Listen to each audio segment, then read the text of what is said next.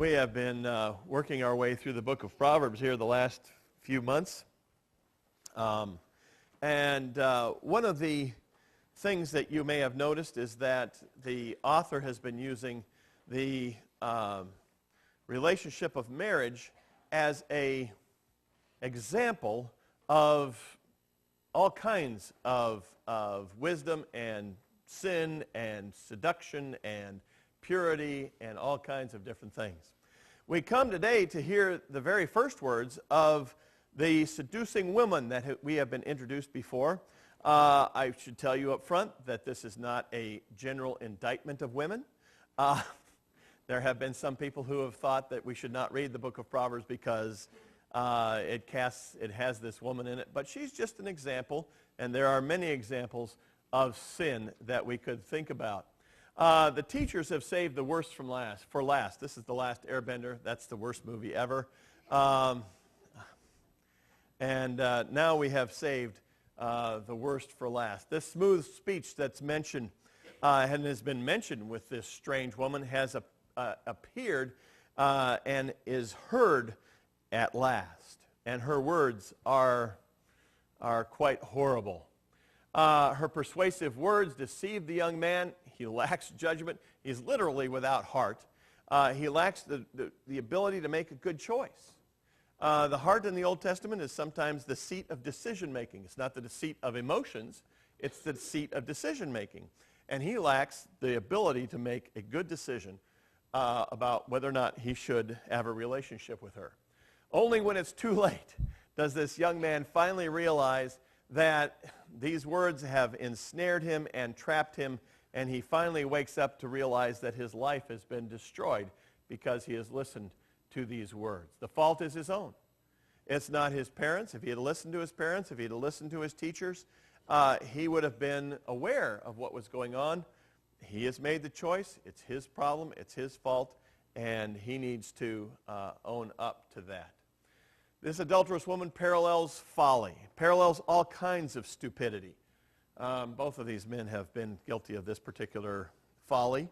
But it parallels all kinds of folly. It parallels not listening to wisdom in general. And so we need to listen to wisdom so that in any case, in every case, we would lead a good life. The overall intent is to convince the young man that the best thing to have is a lifelong relationship with the wife of his youth. The overall intent of this is to convince this young man or everyone that we need to have a relationship with wisdom, that we need to have a relationship with the Holy Spirit and with God so that we can live our life and not have it destroyed as well. And so he starts off this particular chapter with a call to attention. He wants this young man to be protected from this woman, and so he calls his attention to what she might bring into his path. He uses the word keep. He wants this young man to keep the things that he has read. He mentions that twice, and then he adds store up, guard. These are the things that you need to watch out for. These are the things that you need to hold on to so that when you are tempted, no matter what your temptation might be, mine is books and tools, and what else could it be? Food, all kinds of things. You know, you can add your own to whatever it is. This particular example is women. Again, the learning of wisdom is the way to live. We want to follow this path all of our life and to live our lives following after wisdom. The apple of the eye, which is a nice expression, a great expression, is really the pupil of the eye, the dark of the eye. It's interesting that the same word is used for the dark of night in verse 9 and then pitch darkness in chapter 20.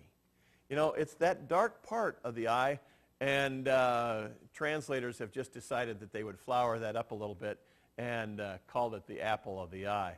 But it's all parts of his body that are involved in following wisdom, and all parts of his body are then involved in following after foolishness and temptation. He goes on to talk about binding on the fingers. Again, an idea of remembering something. He says he's supposed to write them on the tablets of his heart. Just as in the Old Testament, in Deuteronomy, they were supposed to write God's words on their doorposts. They were supposed to put them on their foreheads. They were supposed to carry them around with them so that they could have them before them at all times. Now he's supposed to put them on his heart.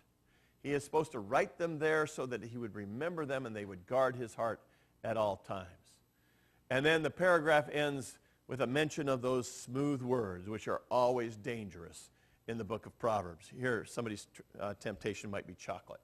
Those smooth words go down so easily and they entrap us.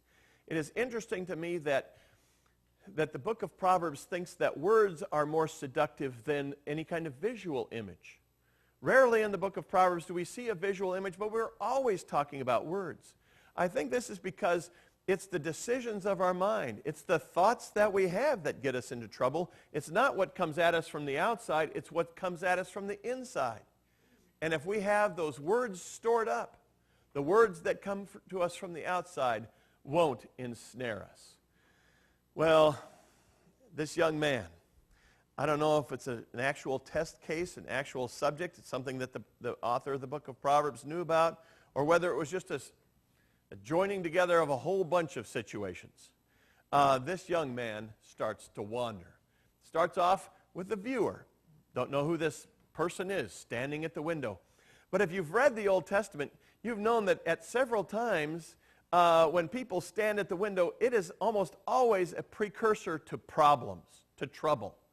You have Ahab standing at the window looking at this vineyard that belonged to Naboth. And that ended up for huge trouble for everybody involved. You have people standing at the window. Almost always it's a signal that bad things were on the way. And she's standing at the window, or he's standing at the window, looking to see what's going on outside. And watching those who are passing by, the speaker sees some young men, sees some simple men, but she also sees this person who lacks heart, this fool, who is just looking for trouble. He is just out there not doing what God has intended for him to do. This particular young man lacks heart. The teacher has used this description to talk about the person who goes after adultery and destroys himself. They don't have a good decision-making process. And so they end up their lives in ruin. To lack heart is to do the exact opposite of what the parents have commented on. It is not innocent ignorance. It is not being naive. This is a choice that this person has made to ignore what they've known and follow after their senses. He is walking in the direction of the woman's house. Isn't that odd? Well, maybe it's not odd. He is out there looking for trouble. Not only is he out there looking for trouble, but it is twilight. And oftentimes when you hear a good storyteller, twilight means it's getting dark. It's getting dark not only physically, but it's getting dark in the young man's heart. It's getting dark in his morals. He's just getting darker and darker, and pretty soon he cannot see his own way, and he falls into a ditch and is in total ruin. But it is getting dark for this young man. And then we hear this woman, this adulterous woman, for the first time. She appears suddenly, heading in his direction to meet him. And I'm really not being funny there. Well, kind of funny. But it describes her as hunting. She is looking to trap him. It's using the words that you use in trapping and in hunting, and she is out there looking for him to destroy him, to kill him dead. And so she's out there heading in his direction. She's dressed like a prostitute. The term prostitute applies in the Old Testament to anybody who has promiscuous behavior.